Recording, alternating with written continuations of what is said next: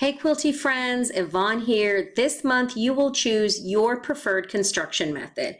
I'm going to show you how to paper piece a wandering flying geese, and I will also show you the method for the no waste flying geese. So you're going to choose the method that you want. This is suitable for confident beginners.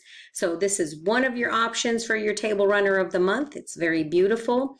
And you will also have a second table runner option, and this one is the wandering geese using foundation paper pieced. But either way, I think you're going to find this to be a lot of fun.